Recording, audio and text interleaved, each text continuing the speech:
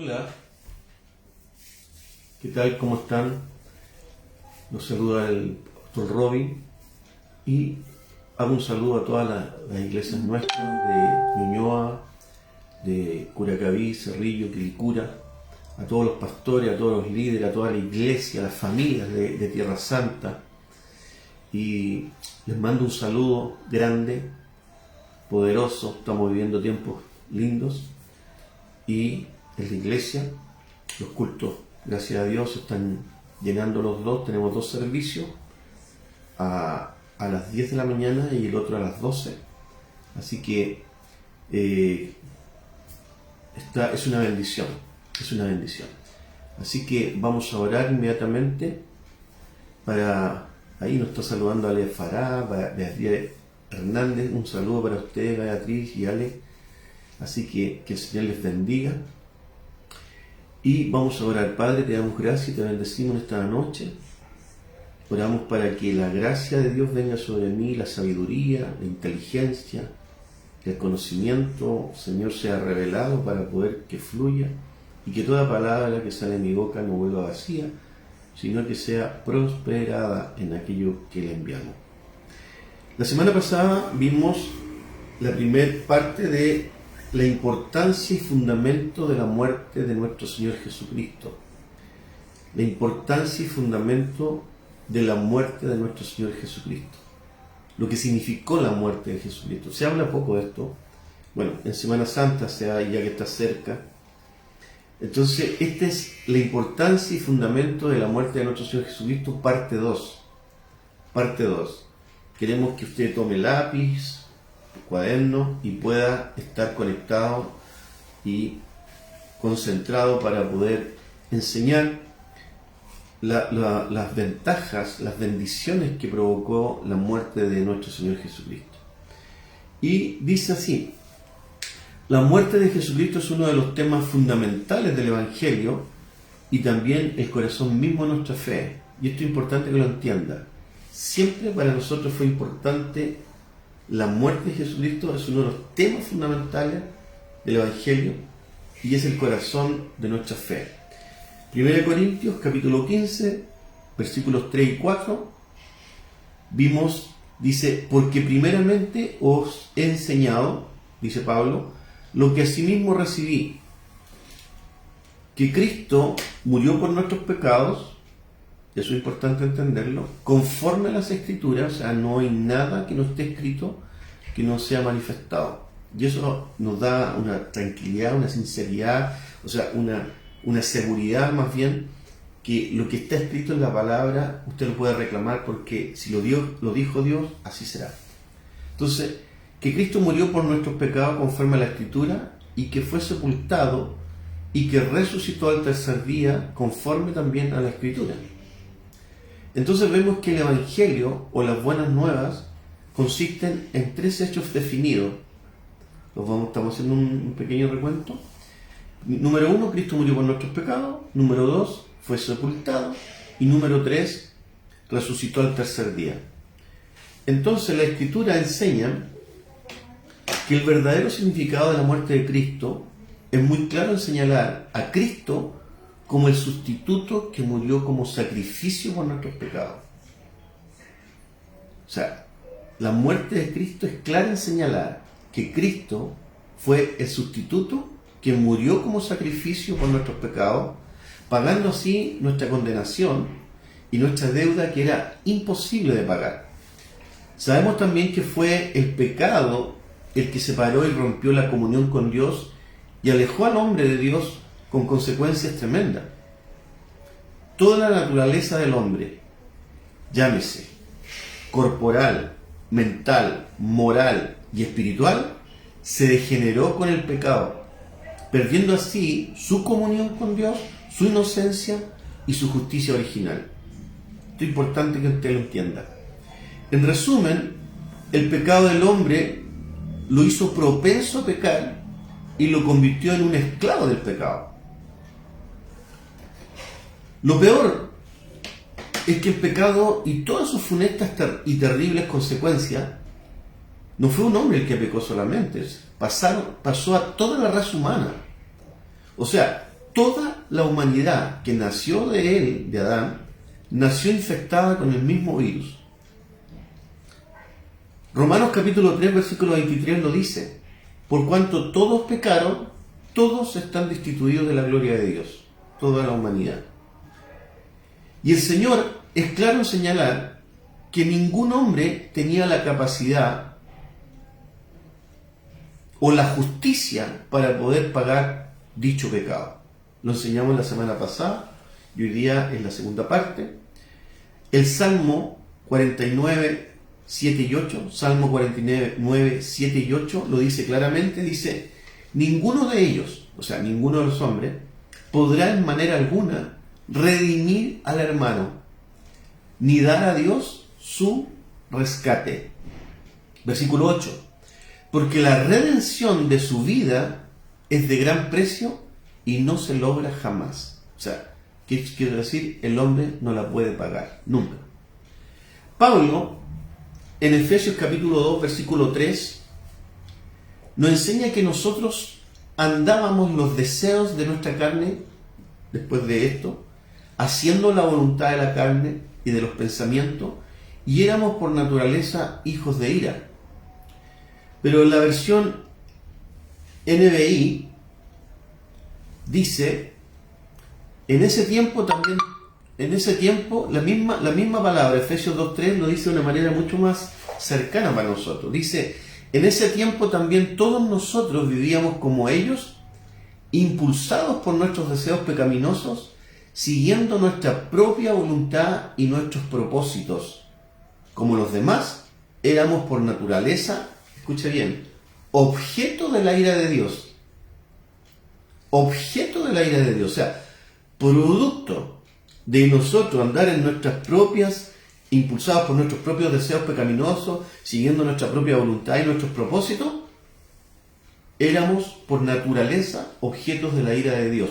Cuando habla en la Reina Valera, da la sensación de que nosotros éramos hijos de ira. No.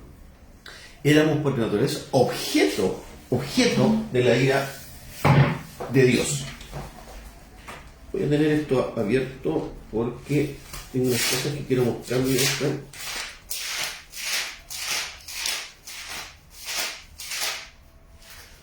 Vamos a ver. Entonces, Juan 3:36 dice que la ira de Dios está sobre el incrédulo. Y esto es importante entenderlo y lo quiero explicar. Esta ira de Dios, escuche bien, no insinúa una debilidad o defecto en el carácter del Señor. No. Ya que tal ira es absolutamente justa delante de Dios. La santidad perfecta de Dios no puede sino aborrecer la maldad y el pecado con la misma intensidad con que ama la justicia del Señor. ¿Entiende lo que digo? O sea, la santidad del Señor es tan poderosa, no se olvide que los querubines tenían 6 alas y se tenían que tapar para que no ver la santidad del Señor. Es tan luminoso, su luz es tan poderosa que la santidad perfecta de Dios no puede sino aborrecer la maldad y el pecado con la misma intensidad con que ama la justicia.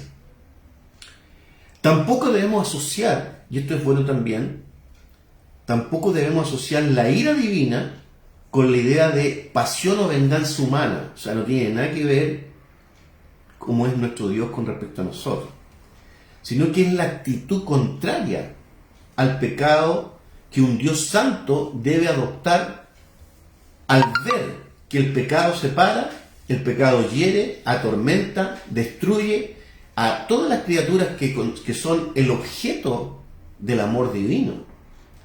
Entonces Dios ama al pecador, pero odia y castiga el pecado. Por eso que el Padre tuvo que enviar a su Hijo como sustituto por nosotros. Nos amó tanto, dice, que Él envió a su Hijo a morir por nosotros. Tomando así, escuche bien, tomando así la iniciativa para quitar la enemistad entre Él y los hombres. O sea, esto se llama propiciación. Dígalo conmigo. Propiciación. Propiciación. Esto significa propiciación. El Padre tuvo que enviar a su Hijo como un sustituto, tomando así la iniciativa. O sea, no partió del hombre porque el hombre no podía. Pero Dios en su amor eterno por nosotros, vio la manera de pagar, de sustituir la forma de ofensa para poder nosotros acercarnos a Dios. Entonces, Él envía a su Hijo como sustituto, como una iniciativa particular para quitar la enemistad entre Él y nosotros. Romanos capítulo 3, versículos 24 y 25, Romanos 3, 24 y 25, miren lo que dice. Dice, siendo justificados gratuitamente por su gracia, aquí está dando la explicación, siendo justificados gratuitamente, porque no hicimos nada nosotros, por su gracia, mediante la redención significa perdón, que es en Cristo Jesús, versículo 25, a quien Dios puso como, aquí viene, como propiciación o pago por medio de la fe en su sangre. ¿Para qué? Para manifestar su justicia a causa de haber pasado por alto en su paciencia, bien digo, por eso que un Dios santo, un Dios que nos ama, en su paciencia los pecados pasados. Porque usted entenderá que Él, como Dios, podría haberse lavado las manos y haber deshecho todo lo que era la humanidad. Pero Él puso como propiciación a su propio Hijo, como pago, por medio de la fe en su sangre, para manifestar su justicia a causa de haber pasado por alto en su paciencia los pecados pasados. Ahora, ¿qué significa propiciar entonces? ¿Qué significa la palabra propiciar entonces? Anote, quiere decir aplacar o satisfacer la ira de una persona ofendida mediante un regalo, mediante una ofrenda o acto del agrado del ofensor, para poder así ser reconciliado con él. Pero también es bueno agregar, y que tiene mucho valor para nosotros, es que esto se refiere únicamente, hermano, a la obra de Dios y no a la de los hombres. O sea, Dios tuvo la iniciativa de hacerlo, porque el hombre, lo que hubiera puesto delante de él, no había ninguna ofrenda que pudiera pagar la justicia de Dios. Ninguna. Entonces, es bueno agregar que tiene un valor incalculable para nosotros, y espero que se le revele, es que únicamente a la obra de Dios se le atribuye esto y no a los hombres. La razón es que el hombre es totalmente incapaz de poder satisfacer la justicia de Dios. No había ninguno. No hay ningún regalo, no hay ningún sacrificio que el hombre pudiera ofrecer para llegar a apaciguar la santa ira de Dios o satisfacer su perfecta justicia. Entonces, es extraordinario, y yo sigo trabajando los días miércoles en poder traerle un tema doctrinal para que usted entienda el valor de las palabras, el valor de las cosas, el valor de lo que hizo el Señor como sustituto, el valor de la expiación que Él tuvo con nosotros. Vuelvo a repetir, la razón es que el hombre era totalmente incapaz, y eso grábeselo en su mente. El hombre por sí solo, el más bueno de la tierra, era incapaz totalmente de poder satisfacer la justicia de Dios, porque no hay ningún regalo o sacrificio que él pudiera hacer para llegar a apaciguar la santa ira de Dios o satisfacer su perfecta justicia. Por eso, y nada más que por eso, dijimos que la única propiciación que el Señor podía hacer, aceptable a Él, y que podía reconciliar al hombre con Él, escuche, tenía que ser hecha por Él mismo. Es tremendo esto. O sea, ¿cómo? Ahí uno puede medir el amor que tuvo Dios, porque Él podría haber mirado para otro lado. Él podría haber mirado para otro lado. Pero Él, que es santo, se dio el trabajo de venir como hombre a la tierra y pagar. La paga del pecado es muerte, ya lo hemos enseñado. Alguien tiene que pagar esto. La muerte, la separación que tuvimos con Dios. Alguien tenía que pagarla. Y escuche, recién lo dije, el hombre le era imposible, su justicia no le alcanzaba. Por lo tanto, más valor tiene lo que hizo nuestro Dios, nuestro Padre por nosotros, para que nosotros seamos leales, fieles, podamos estar con Él a todas, vamos a todas. Porque tuvo que Él mismo poder venir a la tierra para pagar, ofrecerse y así quedar la justicia pagada. Entonces, como dijimos, la única propiciación que podía ser aceptable a Dios y que podía reconciliar al hombre con él tenía que ser hecha por él mismo. Dígame que no es extraordinario. De hecho, la palabra propicia viene de, mire, en Lucas 18:13, ¿se acuerda cuando estaba hablando del publicano y del hombre rico? Dice que el publicano oró: Dios, sé propicio a mi pecador. ¿Qué es lo que está diciendo? Dios de misericordia, dame tu favor. El apóstol Pablo también en Romanos 3:25 dice: a quien puso como propiciación o pago por medio de la fe en su sangre para manifestar su justicia a causa de haber pasado por alto en su paciencia los pecados pasados.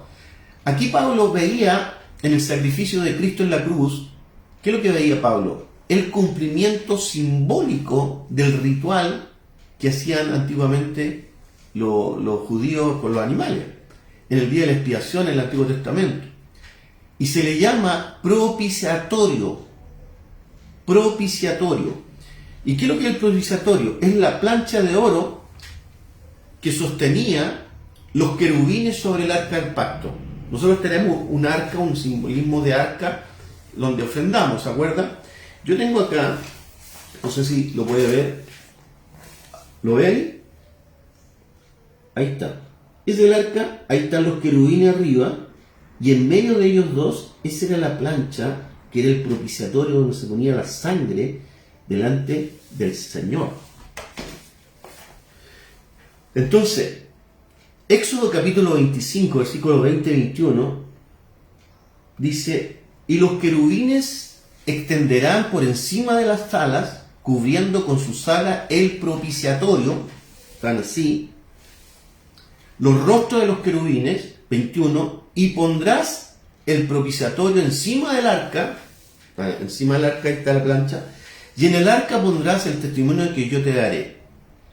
En esos días, el sumo sacerdote, escuche bien, después de hacer expiación suya y reconciliación por sí y por su casa, primero, él hacía primero por él y por su casa, llevaba un becerro y lo degollaba y ponía la sangre por él primero, y la reconciliación por sí mismo y por su casa, tomaba la sangre del macho cabrío y rociaba 7 veces el propiciatorio para purificar las impurezas de su nación. Increíble. Levítico capítulo 16, versículo 14 al 16 dice: tomará luego sangre del becerro y la rociará con su dedo hacia el propiciatorio y esparcirá 7 veces de aquella sangre, versículo 15, después degollará al macho cabrío en expiación por el pecado del pueblo y llevará la sangre detrás del velo adentro, versículo 16, y así purificará el santuario a causa de las impurezas de los hijos de Israel, de sus rebeliones y de todos sus pecados. Entonces, ¿se da cuenta de todo el trabajo que se hacía antes para poder tapar un poco el pecado por un tiempo? En cambio, Cristo entró una sola vez al lugar santísimo, allá arriba, y nosotros fuimos libres. Pagó la deuda. Entonces nosotros tenemos una gran deuda emocional, de agradecimiento, de gracia, de entrega, de todo. Por lo tanto, el propiciatorio era la figura de Cristo, el Cordero de Dios, el cual satisface la justicia divina ofreciéndose a sí mismo en sacrificio de propiciación. Él mismo se ofreció bajo el mismo modelo, bajo el mismo diseño. Antes se usaban animales, cordero. Bueno, Él fue el Cordero de Dios, Él mismo, Dios mismo, hecho carne, se puso para propiciación de nuestros pecados. Entonces, cobra valor lo que hizo nuestro Dios como para serle leal y fiel hasta la muerte. Ahora, la pregunta que surge es: ¿cómo podría un solo hombre absorber el castigo eterno de millones de pecadores sufriendo horas el Señor. ¿Basta una sola muerte como sustituto por la muerte de millones de personas? Es imposible que un ser finito como nosotros pueda agotar un castigo infinito. Pero un ser infinito puede cumplirlo en pocas horas. Se calcula que más o menos como 6 horas estuvo en esto el Señor cuando en su todo ese trabajo de agonía. Jesucristo, no se olvide nunca que es el Dios encarnado. Y así puede representar perfectamente al hombre por ser humano, sin perder el infinito valor de su persona divina al ofrecerse a sí mismo en sacrificio de propiciación. ¿Me entiende? Vuelvo a repetir, Jesucristo es Dios encarnado, es bueno que usted lo tenga presente, y así puede representar perfectamente al hombre por ser humano. Fue 100% hombre, 100% Dios, sin perder el infinito valor de su persona divina al ofrecerse a sí mismo en sacrificio de propiciación. No se olvide que en el principio, dice Juan 1:1, era el Verbo, y el Verbo era con Dios, y el Verbo era Dios. Y aquel Verbo se hizo carne y habitó entre nosotros. Está hablando de que el Dios eterno se manifestó y vino a la tierra y se hizo carne, y anduvo y lo vimos. Vimos la gloria del unigénito Hijo de Dios.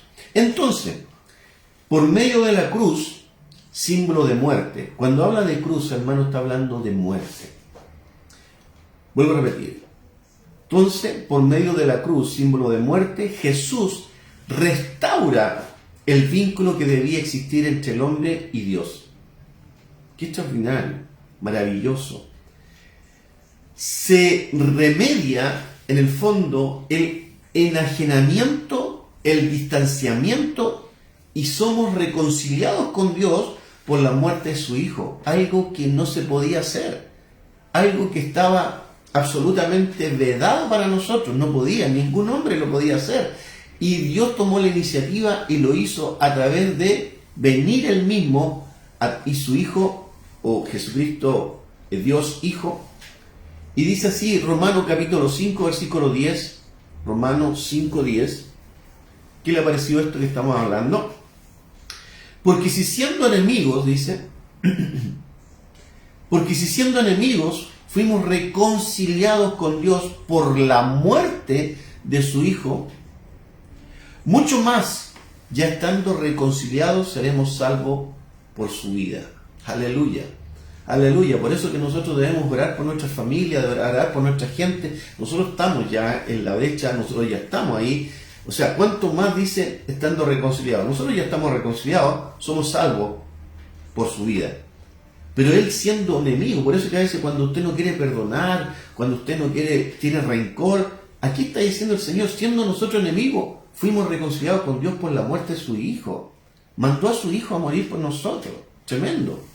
Entonces, la relación de intimidad, la relación de amor que se había perdido, fue restituida por la sangre perfecta de Cristo. ¿Cómo lo escuchas? Tremendo. Esto es tremendo. Y esto debería llevarte a ti a una relación mayor, más profunda con Dios en estos tiempos donde Dios nos está llamando a santificarnos, a apartarnos, no como antes, sino a más. ¿Por qué? Porque dijo, los 6 primeros meses van a marcar el resto de los años. Y va a ser un aceleramiento, lo que se demoraba 3 años lo va a hacer en 1. Pero depende de estos primeros 6 meses que tú y yo, por eso que Dios está intándome a que hagamos estos temas doctrinales para entender más profundamente lo que llegó a ser nuestro Señor Jesucristo, serle leal, serle fiel, trabajar para Él en el nombre de Jesús. Entonces la relación de intimidad, como digo, y de amor que se había perdido, fue restituida por la sangre perfecta de Cristo. Efesios capítulo 2, versículo 13, dice, pero ahora en Cristo Jesús, vosotros que en otro tiempo estaban lejos, aleluya, habéis sido hechos cercanos por la sangre de Cristo. Mire, ¿no es tremendo esto que estamos hablando? Habla sola la palabra. Vuelvo a repetir, Efesios 2:13. Pero ahora, en Cristo Jesús, lo que está viniendo de arriba, vosotros que en otro tiempo estabais lejos, todos nosotros, habéis sido hechos cercanos por la sangre de Cristo. Dígame, ¿no le debemos a Cristo?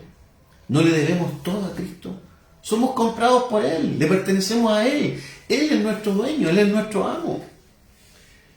Hebreos capítulo 9, versículos 24 al 28, pero yo se lo voy a leer en el NTV, ¿ya? En NTV, Nueva Traducción Viviente. Dice, vuelvo a repetir, Hebreos 9, 24 al 28. Mire cómo dice. Pues Cristo no entró en un lugar santo hecho por mano humana, que era solo una copia del verdadero y que está en el cielo. No, Él entró en el cielo mismo, dice, para presentarse ahora delante de Dios a favor de nosotros. O sea, pues Cristo no entró en un lugar santo hecho por mano humana. O sea, antiguamente hacían templos y altares, lugar santo en forma normal, humana, donde Dios estipuló una forma ahí en el tabernáculo, sino que Cristo, por ser también Dios, esa es la ventaja, que Dios mismo vino. Por lo tanto, Él no entró en un templo hecho de mano acá humanamente, sino que Él entró en el cielo mismo, hermano, para presentarse ahora delante de Dios a favor de nosotros. A favor de nosotros. Versículo 25. Y dice, y no entró en el cielo para ofrecerse a sí mismo una y otra vez, como lo hace el sumo sacerdote acá en la tierra. ¿Ve cómo hace el paralelo? Que entra, el de la tierra dice que entra en el lugar santísimo año tras año con la sangre de un animal. Versículo 26. Si eso hubiese sido necesario, Cristo tendría que haber sufrido la muerte una y otra vez desde el principio del mundo. Pero ahora, ojo, en el fin de los tiempos, Cristo se presentó una sola vez y para siempre para quitar el pecado mediante su propia muerte en sacrificio. Aleluya. Versículo 27. Y así como cada persona está destinada a morir una sola vez y después vendrá el juicio, o sea, aquí rompe completamente la reencarnación. La reencarnación predica de que uno tiene que mejorar esta vida para que la que siguientes nos vengamos en una mejor vida, en una mejor manera. Entonces, ya no depende de Cristo, depende de nosotros ser mejores. Por lo tanto, es una doctrina absolutamente equivocada. Por eso que Cristo dice, así como cada persona está destinada a morir una sola vez, o sea, no hay varias veces que va a morir, sino que una sola vez, y después vendrá el juicio. Versículo 28, también lo dice por él, así también Cristo murió en sacrificio una sola vez y para siempre, a fin de quitar los pecados de muchas personas. Cristo vendrá otra vez, no para ocuparse de nuestros pecados, porque ya los pagó, sino para traer salvación a todos los que le esperan con anhelo en su venida. ¿Quién le espera en su venida? Bueno, la gran mayoría son los judíos que ahí van a recién a creer en que Él fue el Mesías, el Cristo profetizado.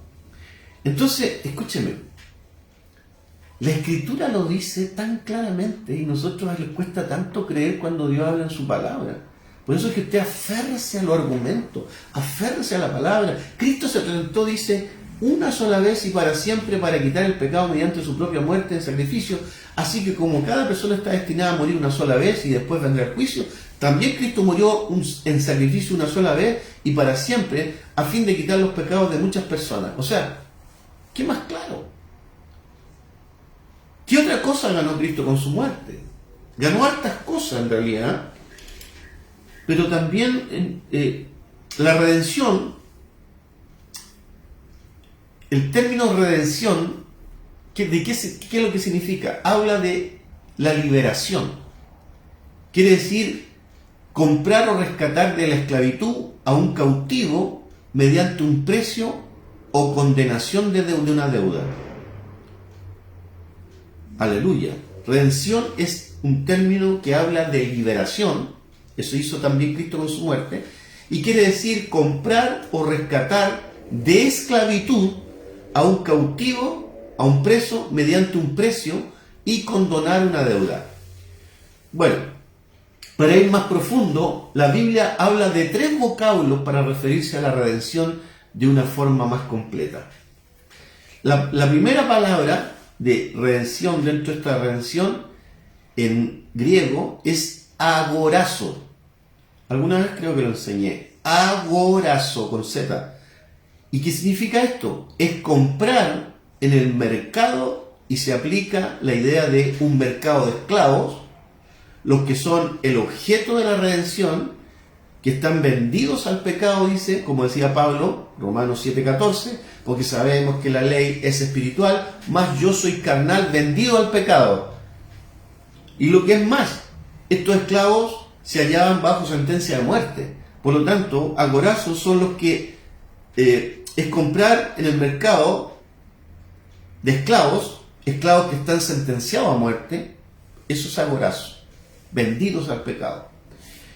Entonces, lo que el hombre no entiende es que Dios es el dueño de todo y a Él hay que darle cuenta. Él es el que hizo la palabra, es el que hizo el mundo, es el que hizo la tierra. Nosotros nos esmeramos tanto en hacer las cosas a nuestra manera y se nos olvida completamente que Dios es el que pone los términos acá en la tierra.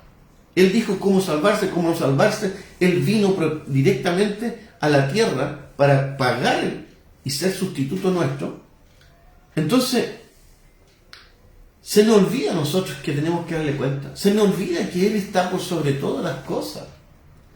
Ezequiel capítulo 18, versículo 4, capítulo 18, versículo 4, dice: he aquí que todas las almas son mías. ¿Cómo dice? Dice: he aquí que todas las almas son mías. Como el alma del Padre, así el alma del Hijo es mía. Y el alma que pecare, esa morirá. Agorazo. Juan 3, 18 y 19 dice: el que cree, el alma que pecare, esa morirá. Por eso, en su infinita misericordia, Dios nos amó tanto que envió un sustituto a pagar esa deuda. O sea, Dios tuvo la iniciativa de hacerlo. Él es el dueño de todo, por lo tanto Él pone los términos de qué manera puede ser redimido el hombre. Entonces dice Juan 3, 18 y 19, el que en Él cree no es condenado. Él pone los términos, no, es que yo no creo en Jesucristo, estáis condenados. Él pone los términos, Él es el dueño del mundo, Él es el dueño, el creador del infinito, del universo. Por lo tanto, Él en su misericordia crea una puerta, un sustituto primero de pagarlo, y dice: el que en Él cree ya no va a ser condenado, pero el que no cree ya ha sido condenado porque no ha creído en el nombre del unigénito Hijo de Dios. Y esta es la condenación, que la luz vino al mundo y los hombres amaron más las tinieblas que la luz porque sus obras eran malas. Hoy día estamos viendo leyes, hoy día estamos viendo un mundo con guerra, un mundo haciendo con violencia, un mundo que ya no ama a su prójimo, un mundo egoísta, un mundo que se está yendo al tacho, a la basura. Y Dios pone los términos. Él mismo mandó a su Hijo, pero dice: si bien es cierto, murió por todo el mundo, pero ese beneficio se hace cuando tú crees en el Hijo de Dios, porque no es menor el sacrificio que hizo por nosotros, hermano. Entonces, ese es el término que el Señor, el Dios del universo, el Dios soberano, pone los términos. El que en Él cree, Él mandó a su Hijo a morir por nosotros, resucitó, ya no tiene nada que ver con el pecado, pero aquí viene la salvación. El que en Él cree no es condenado, pero el que no cree ya ha sido condenado porque no ha creído en el nombre del unigénito Hijo de Dios, el que mandó Él a pagar tu deuda, mi deuda. Y esa es la condenación, que la luz vino al mundo y los hombres amaron más las tinieblas que la luz porque sus obras eran malas. Entonces, tan pronto una persona pone su fe en Cristo para salvación, para seguirlo, ese es el fin de lo que lo condenaba. Ese es el fin de lo que lo condenaba, para esa persona como un medio de conseguir justicia.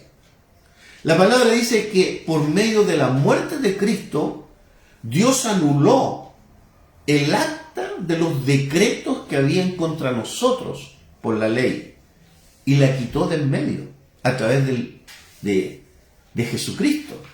Entonces, hermano, si supiera usted todo lo que tenían que hacer los sacerdotes para poder tapar el pecado, y si no le gustaba a Dios, no alcanzaba la justicia, moría el sumo sacerdote y tenían que cambiarlo. Entonces nosotros tenemos que ya empezar a madurar y a valorar lo que hizo nuestro Señor Jesucristo, llenándonos de pasión, siendo leales a Él, siendo fieles a Él, trabajando, estando. Entonces dice, por medio de la muerte de Cristo, Dios anuló el acta de los decretos que había contra nosotros. O sea, había todo por la ley, acuérdate que Él lo encerró todo bajo pecado, para llevarnos a Cristo, que era un Salvador soberano, sobrenatural. Colosenses 2, 13 y 14, en la NTV, Nueva Tradición Viviente, dice, me gusta mucho esta forma como lo dice, ustedes estaban muertos a causa de sus pecados y porque aún no les había quitado la naturaleza pecaminosa. Entonces Dios les dio vida con Cristo al perdonar todos nuestros pecados. Versículo 14. Él anuló el acta con los cargos que habían contra nosotros y la eliminó clavándolo en la cruz cuando dijo, ¡pum! Aquí está la deuda pagada, consumado es, todo está hecho. Fue pagado el precio de sangre por tu salvación, por la mía. Él nos redimió, Él nos expió, Él fue el que se puso ahí como el cordero que quita el pecado del mundo. Por nosotros, nos liberó. Aleluya. ¿Cuántos dicen amén? Entonces el precio del rescate fue la sangre del Redentor que murió en lugar de nosotros. Él tomó tu lugar, Él tomó mi lugar. Para no pedirle explicaciones, de repente hay gente que es como media desubicada, le dice, me tiene que dar cuenta usted, ¿ah? Usted, como que si, Dios mío, ayúdanos Señor, revélate. Porque usted no puede a un rey, a un Dios santo, que hizo tanto por ti, no puedes tú tratarlo como de igual a igual. Él es el Señor, el Kyrio, el soberano, el amo, ¡ay, Dios mío! Tantas cosas. Santo, santo es tu nombre. Piensa usted que los judíos ni siquiera mencionaban el nombre. Y nosotros de repente, en nuestra poca revelación, le pedimos explicación al Señor, más o menos, me tienes que decir esto. Bueno, la redención dijimos que tiene 3 movimientos. El segundo es hexagorazo.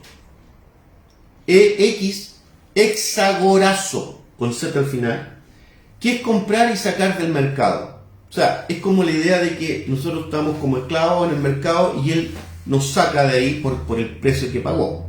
Y número 3 es litrón, con Y, li en vez de I latina, litrón o litrosis, que significa, mire, soltar, poner en libertad mediante un pago o un precio.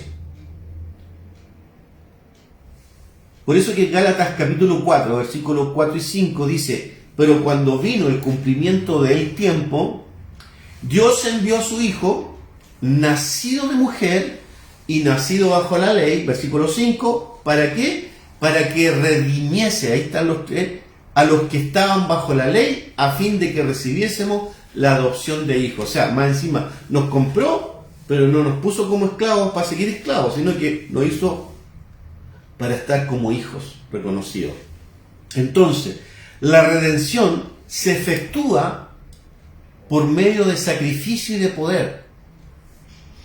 ¿Cómo eso? Claro, Cristo pagó el precio y el Espíritu Santo traduce para el creyente la liberación en experiencia. ¿Cómo eso? Romanos capítulo 8, versículos 2 y 3, dice en NTV, Nueva Traducción Viviente, dice, porque ustedes pertenecen a Él.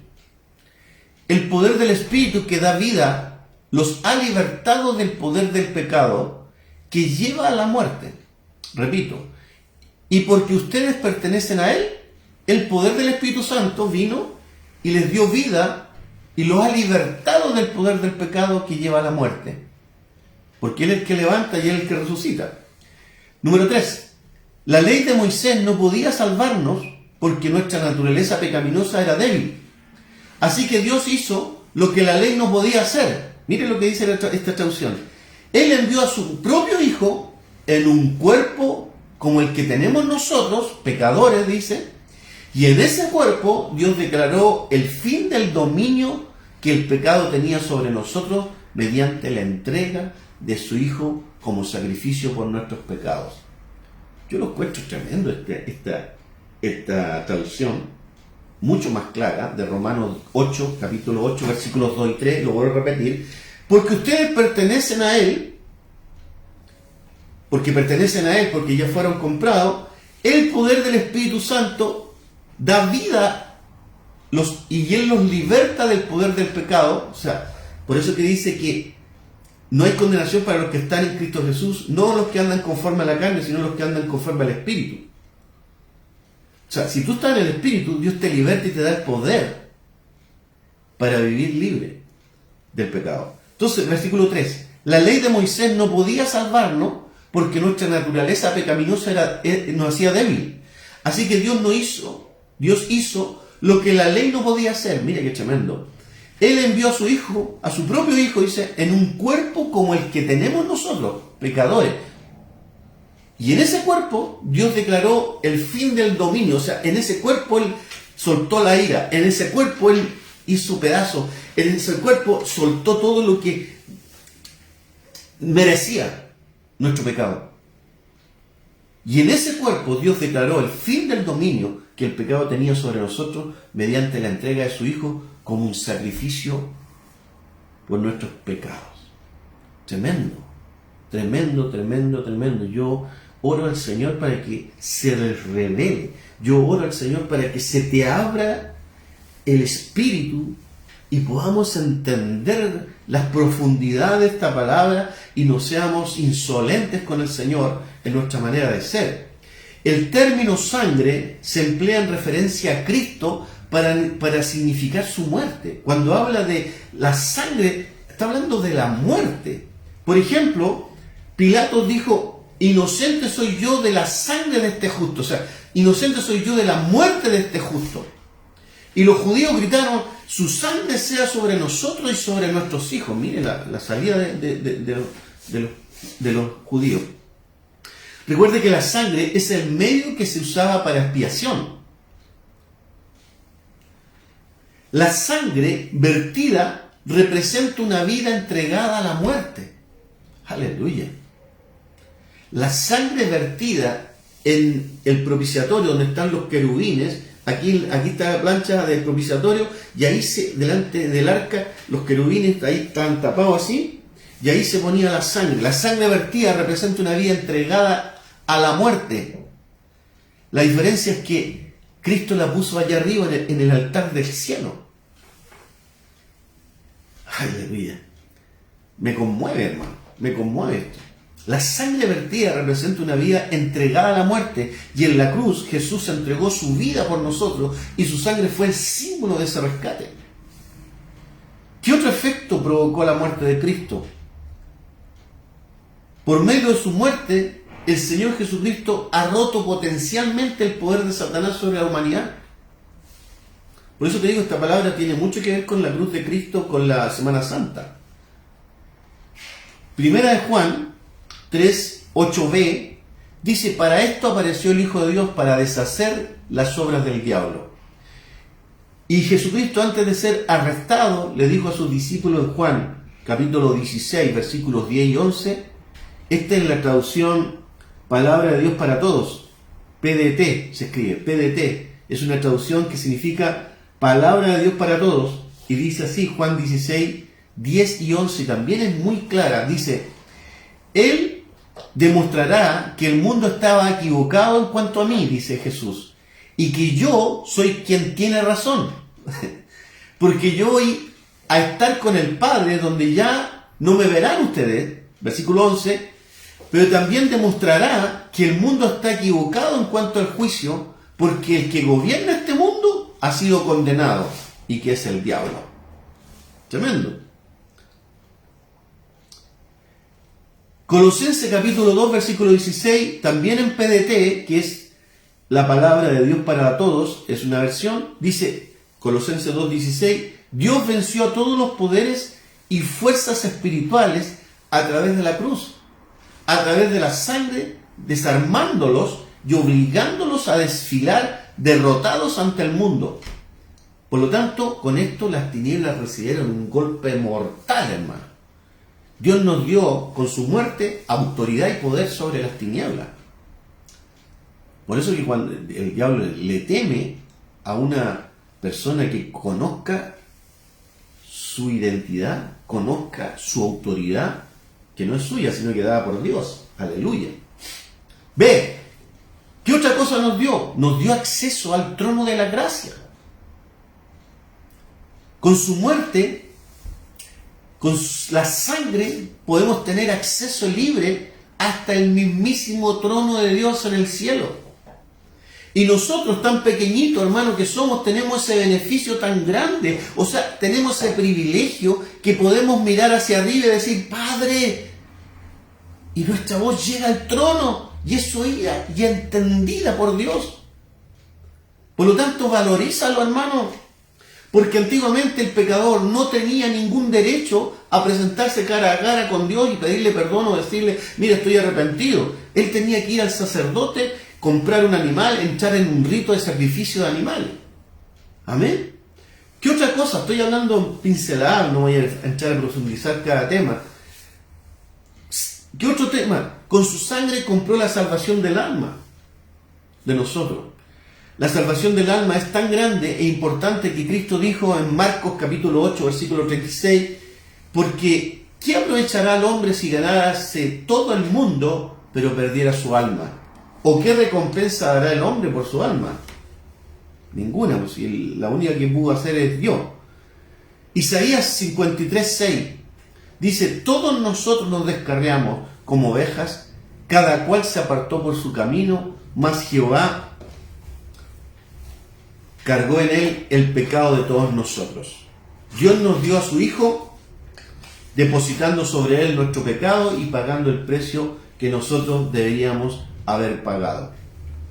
¿Qué otra cosa? O sea, si nosotros enumeramos, podemos estar hablando muchas más cosas que a lo mejor ahí vamos a ver si para la Semana Santa lo hacemos.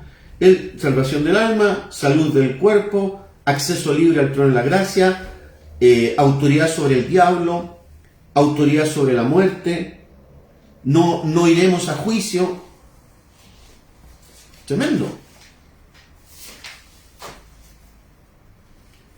La palabra dice,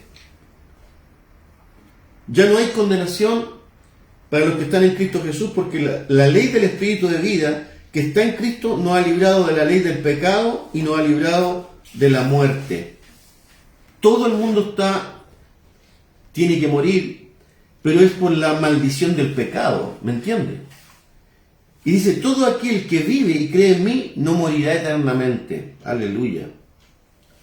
Entonces, mire, hay tantas cosas que Dios ha hecho por nosotros. Así que concluyendo este tema hoy, espero que haya sido una bendición para usted. La muerte de Jesús es un sacrificio expiatorio. Es un sacrificio expiatorio que borra el pecado, es un sustituto por nuestra muerte, es también una propiciación a Dios para aplacar su ira contra el pecado y es una redención o rescate pagado a la justicia de Dios para liberarnos de la deuda y esclavitud del pecado para siempre. Aleluya. Lo repito. Concluyendo todo este tema, el de la semana pasada y digo así, la muerte de Jesucristo, la muerte es un sacrificio expiatorio que borra el pecado, también es un sustituto por nuestra muerte. Es una propiciación a Dios para aplacar su ira contra el pecado y es una redención o rescate pagado a la justicia de Dios para liberarnos de la deuda y esclavitud del pecado para siempre.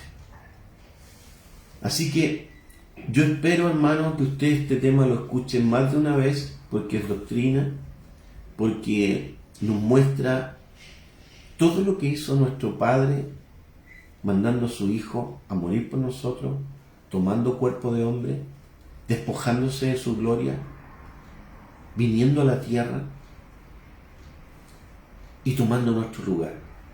Creo que no se nos ha revelado que nosotros no teníamos ninguna posibilidad, no nos alcanzaba la justicia.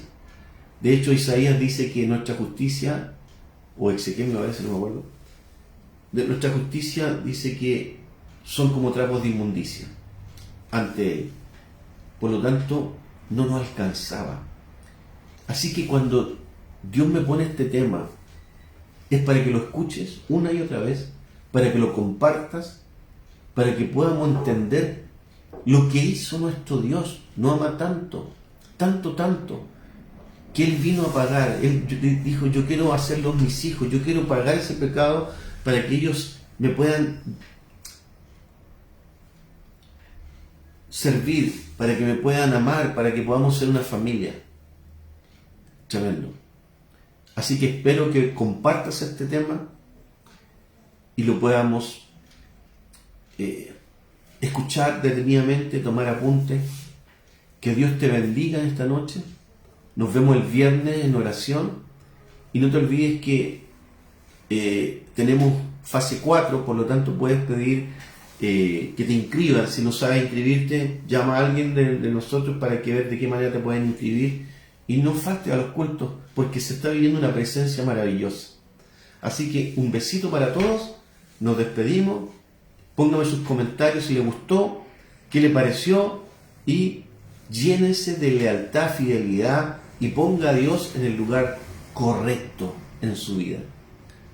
Nada somos sin Él, y tendríamos que vivir eternamente agradecidos. Así que un beso para ti, nos vemos el domingo, porque el viernes no estoy, así que el domingo.